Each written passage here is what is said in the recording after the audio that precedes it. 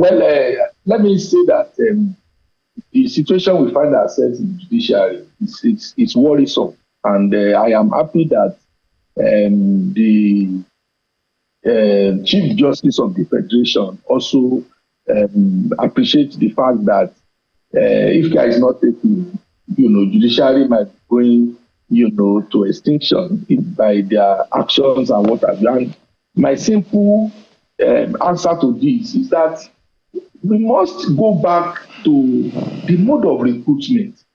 The problem with us, a lot of people who have done that toga of being a judge, let us also ask ourselves, most of them, what kind of practice do they have before they are elevated to be judges?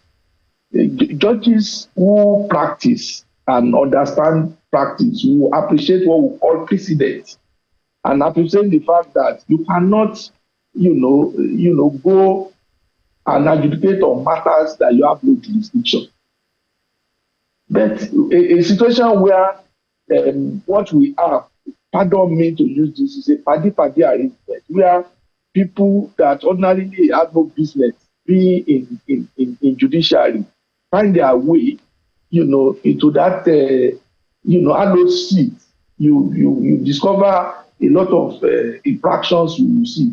So, to me, if you want to address this issue, we must look at the process of appointing and ensure that only those who are qualified, who have,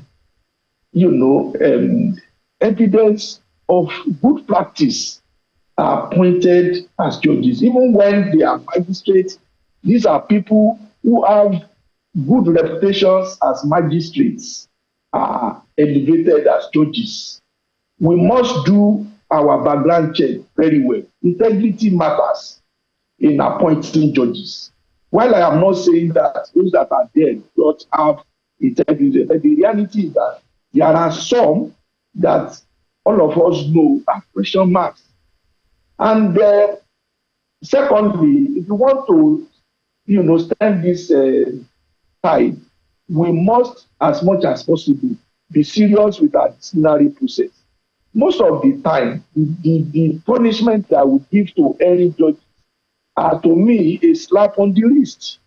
We do not, if somebody has done a despicable thing, there's nothing stopping the NJC from removing that person as a judge. Outright sack. When you know that if you have put off so many years in the judiciary, and you will not want to toy with it when you know that the sanction against you is enormous. But when we see the recent past, they snap in the wrist, and that emboldened a lot of them to do what is not, expected of them.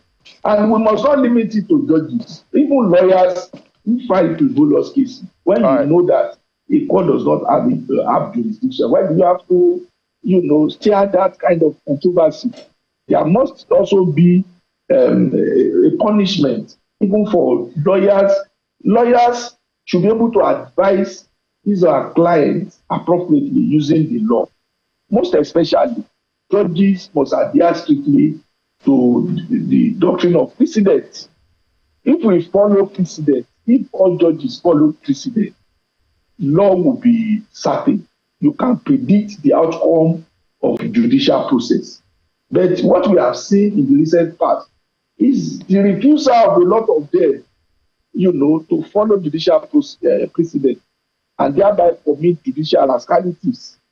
And so, beyond lambasting them in the judgment, the effort must be made to also let them, see the consequences of not adhering strictly to lay down precedent. It is very important to adhere to our judicial development.